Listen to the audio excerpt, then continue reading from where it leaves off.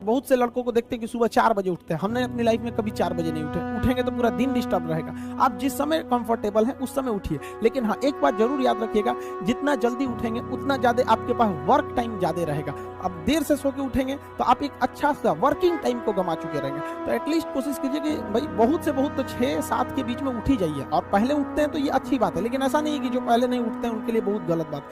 आप जितना पढ़ सकते हैं अपनी कैपेसिटी के हिसाब से ही पढ़िए। आपकी बॉडी 8 घंटा नहीं सस्टेन कर पा रही है, आप 4 घंटा ही पढ़िए, बट धीरे धीरे उसको इंक्रीज कीजिए। हर चीज के लिए होता है, आप अपनी बॉडी के हिसाब से किसी काम को करिए। आप किसी भी काम को अगर लगातार 21 दिन करते हैं तो धीरे धीरे वो आपकी आदत बन जाती है, और अगर किसी काम को लगातार 90 दिन कर देते हैं तो फिर वो आपकी दिनचर्या बन जाती है। अब आप डिसाइड कीजिए कि आप अच्छे काम को करना चाहते हैं या गलत काम को। जहां आपको कंफर्ट मिलता है वो रास्ता कभी भी कोई मंजिल को नहीं ले जाती, क्योंकि मंजिल वाला रास्ता काफी चुनौतीपूर्ण भरा होता है, उसमें कंफर्ट कभी नहीं मिलता है। संघर्ष से व्यक्ति को कभी नहीं भागना चाहिए, क्योंकि जीवन में जो कभी संघर्ष से परिचित नहीं हुआ, इतिहास गवाह है, वो कभी चर्चित नहीं हुआ। और जिंदगी हो या व्हाट्सएप, लोग हमेशा स्टेटस ही देखते हैं। जीवन में संघर्ष का आना बहुत जरूरी है, क्योंकि फूलों की हिफाजत कांटे ही करते हैं, माली तो बहुत बाद में आता है। और रिकॉर्ड वो तोड़ते हैं जिनके रगों में खून नहीं बल्कि लक्ष्य पाने के लिए जुनून दौड़ता हो। याद रखिएगा, जिस समय आपका किस्मत साथ न दे, समझ जाइएगा कि आपकी मेहनत आपका साथ देगी। किस्मत एक लिफ्ट की तरह होती है, कभी भी धोखा दे सकती है, लेकिन जो मेहनत होती है वो सीढ़ियों की तरह होती है। चढ़ने में तो थकान देगी, लेकिन कभी आपका साथ नहीं छोड़ेगी, आपको अपने मंजिल तक पहुंचाएगी। और बुलंदी पे चढ़ने के बाद आपको घमंड नहीं बल्कि एक सुकून मिलेगा कि मेहनत जरूर किए, लेकिन अपनी मंजिल तक जरूर पहुंचे। स्टूडेंट लाइफ की सबसे बड़ी खराबी किसी चीज को कल पे टाल देना। आज टीचर्स ने पढ़ाया, कल रिवाइज करेंगे, आज लिखे कल इसको सॉल्व करेंगे। कल पे कोई नहीं टालना चाहिए। जिसने ये कल किया या हमको ये करना चाहिए, उनको तो असफलता फिक्स है। उसने असफलता की दहलीज पे पैर रख दिया। जिसने किया कल, दिन गया टल। जिसने कहा परसों, बीत गए बरसों। और जिसने कहा आज, उसी ने किया राज। जीवन में संस्कार का भी बहुत बड़ा मोल होता है।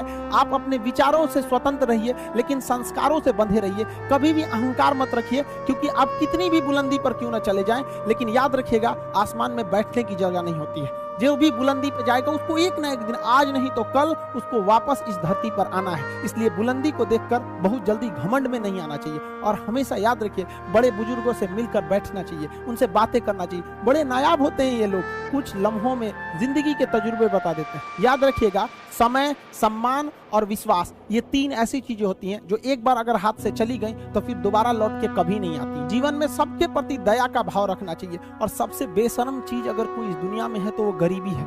कमबख्त उम्र का भी ख्याल नहीं रखती है। और किसी के वक्त का मजाक मत उड़ाइएगा जनाब, ये वक्त है सबके चेहरे याद रखता है। सबके प्रति दया और आदर की भावना रखिएगा। कभी जानवर मिले तो उनके लिए भी 2 रोटी निकाल लीजिएगा, क्योंकि जनाब इन्हें नहीं पता है कि खाने के लिए पैसे देने पड़ते हैं। हम सब टीचर्स डे मनाते हैं, मदर डे, फादर डे, कई सारे डे को मनाते हैं। काश एक रोटी डे होता कि कम से कम उस दिन तो देश के गरीबों को भरपेट खाना मिल सकता था। ये जिंदगी है, इसे सीखना बड़ा मुश्किल होता है, क्योंकि जब तक ये समझ में आती है ये आधी खत्म हो चुकी रहती है। इस जिंदगी में आप चाहेंगे कुछ, मिलेगा कुछ, बनना कुछ और रहेगा। बहुत ही ज्यादा अनसर्टेनिटी होती है इस जिंदगी में। हर कदम पर हमें कुछ ठोकरें लगती हैं और हमें कुछ ना कुछ सीखने को मिलता है। अगर बात करेंगे इस साल की, तो टीचर ऑफ द ईयर, इस बार टीचर ऑफ द ईयर कहेंगे तो कोविड-19 को कहेंगे, क्योंकि इसने बहुत अच्छों को सिखा दिया कि वो क्या थे।